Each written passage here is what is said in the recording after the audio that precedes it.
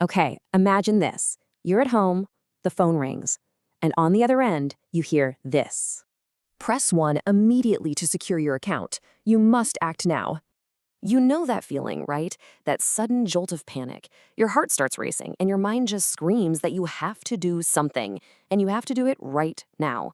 It is such a powerful and, honestly, a deeply unsettling feeling. Did you feel that little spike of anxiety just from hearing that?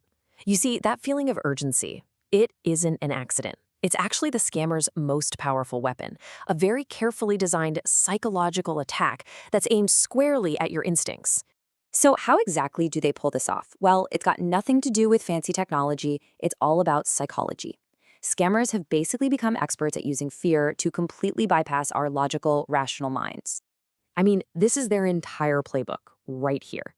They create a threat that feels so immediate, so real, that it triggers your brain's alarm system. It just throws you straight into fight or flight mode. And in that state, the logical part of your brain, it just kind of shuts down. You stop thinking and you start reacting. They're not trying to convince you with facts. They're trying to hijack your most basic survival instincts.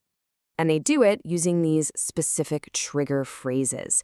Each one of these is designed to hit a raw nerve. Your SIM will be blocked. Well, that cuts you off from your entire world. Your bank account is under attack, threatens your financial security, everything you've worked for.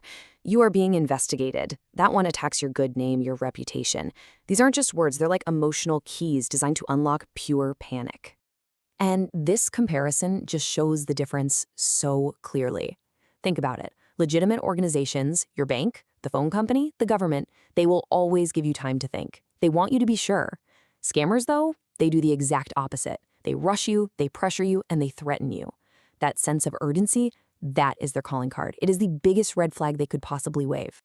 So if their greatest weapon is speed and pressure, then our defense has to be the exact opposite. And you know what? It's simple, it's completely free, and it's something every single one of us can do. It's the power of the pause. I really want this to sink in. This is probably the single most important rule for staying safe in your daily life. If you feel pressured, if you feel rushed, the answer is always, always to stop. Whatever decision they're pushing you to make can wait. Your safety cannot. Okay, so what does that actually look like when the phone rings? Let's build a simple, almost automatic defense plan that you can use the second you feel that pressure start to bubble up. Your defense is a really simple 3-step process. First, just pause. That's it. Take one deep breath, don't press any buttons. Second, hang up the phone. You don't need to argue, you don't need to explain yourself, just end the call. And third, and this part is absolutely crucial, you verify. You find the official number for your bank or whoever they claim to be from, on their website or on the back of your card, and you make the call. Never, ever, ever use a phone number the caller gives you. And hey, if you feel like you need something to say before you hang up, this is it. These 5 words are incredibly powerful. I will call back later. It's not rude, it's not confrontational, but it instantly takes all the control back. You're ending their script and you're starting your own. Now, this isn't just about protecting ourselves, it's also about protecting the people we love, especially our parents and our elderly relatives. Because, let's be honest, they're often the primary targets for these kinds of fearful scams. And we need to be really, really clear about something. If a loved one of yours has ever fallen for a scam, it is not because they are weak or foolish or anything like that. It's because the psychological tactic of using fear is just that effective. It can happen to absolutely anyone. So the most important thing we can offer them is compassion and understanding, not judgment. So I've got a small request. Do something today. Have a conversation with your parents or maybe an older friend or relative. Teach them that one simple phrase, I will call back later. Say it with them a few times. Help make it an automatic response. I'm telling you, this one simple conversation could be the only thing that stands between them and losing their life savings.